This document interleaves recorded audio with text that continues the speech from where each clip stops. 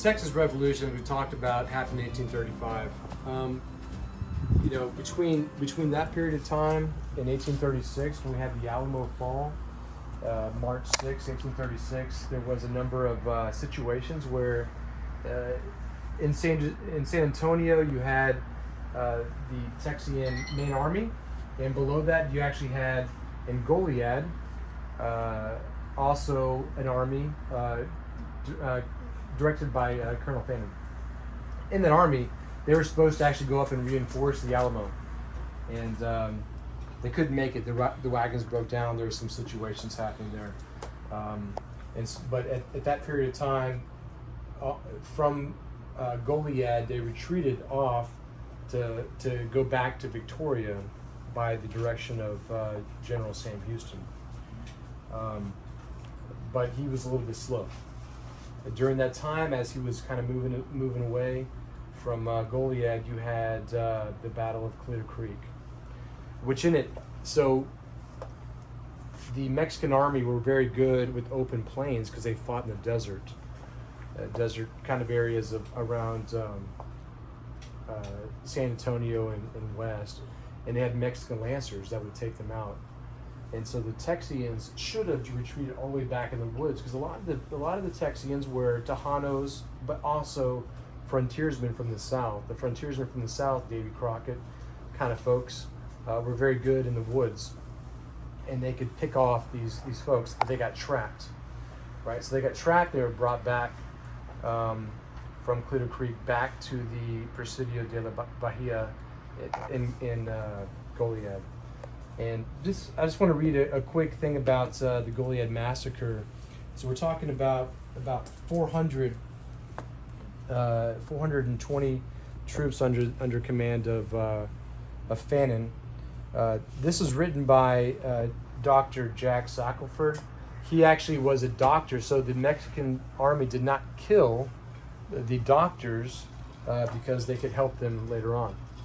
Right, so he actually was alive during this whole thing. He got to see and witness this horrific event here. Need a pipe. Actually, okay. We're turning the page. Okay. So this is from his account of the massacre at Goliad. It says the men were taken out in 4 divisions under different pretexts, such as making room in the fort for the reception of Santa Ana, going out to slaughter beef, or being marched off to Capano to be taken home, because they originally were said, okay, you surrender and we will take you and you can go back to your different spots outside of this area. And the generals that time made that agreement. Santa Ana overruled and said, no, we don't agree to that. Surrender, you will be massacred. Kill them all. So in about an hour of the closing scene from this base and treacherous tragedy was acted upon the fort, the cold-blooded murder of all the wounded who were unable to be marched out. It was an infernal catastrophe. I learned from an interpreter that Colonel Fannin was doomed captive of the vengeance, and that Colonel Fannin met his fate in a calm, like soldier manner, that he handed his watch to the officers who superintended and handed his watch to his officer, and he was murdered. Sorry, it's a little bit kind of difficult to read this whole text here. And so he asked that he should be shot in the breast and not in the head, all of which the officer solemnly promised to comply. That Fannin was then placed in a chair, tied with a handkerchief over his eyes,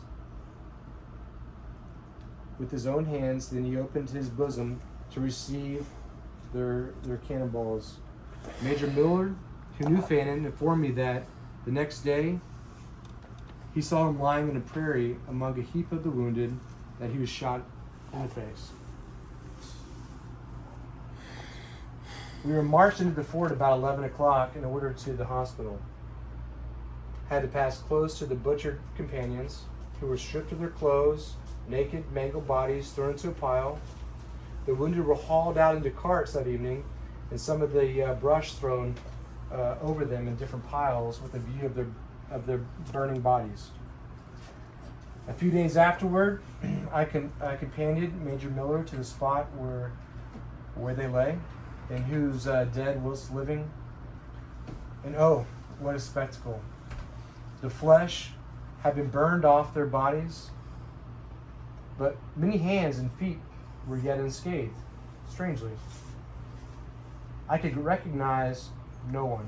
The bones were still knit together, and the vultures were feeding upon those limbs for which a week before actively played in this battle.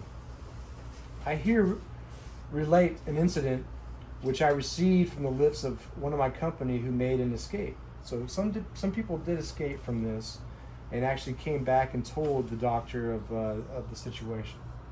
When the division of the army to which he belonged was brought out to be made ready for the work of destruction, the men were ordered to sit down with their backs to the guard.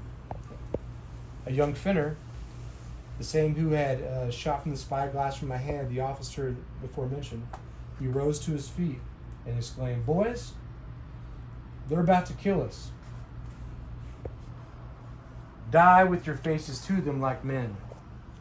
At the same moment, two other young men, flourishing their caps from over their heads, shouted at the top of their voice, "Hoorah for Texas!"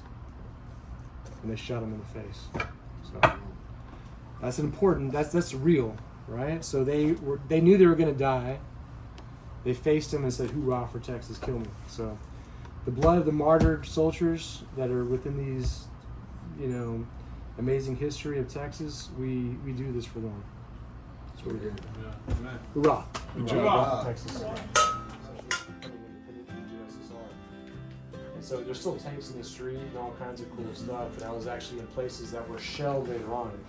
People that we talked to were killed. And that's what opened my eyes to, the world. I've got to go do some cool stuff. I've got to be in the world and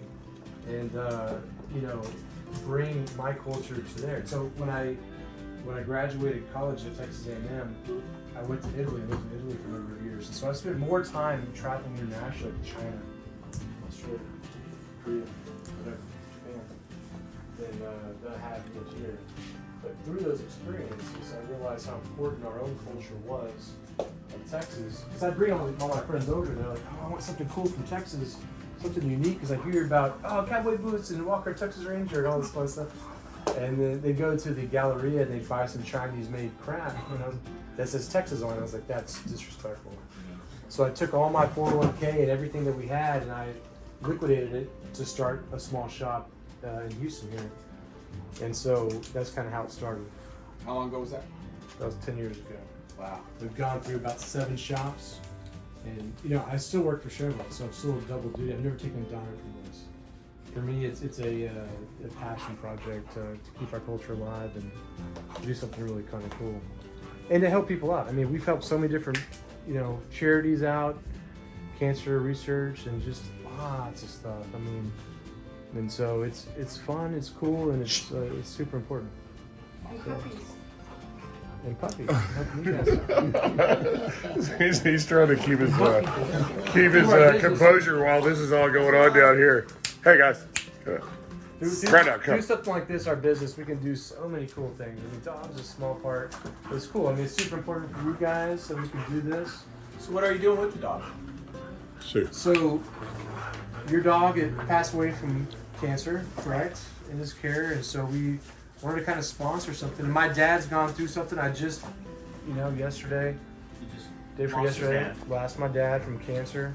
Not that, let's correlate the two things, but it was a terrible situation. We threw a massive party this weekend, a celebration of life, just because, my dad was an amazing man. Anybody that met him, you saw all the people that were there. It was amazing.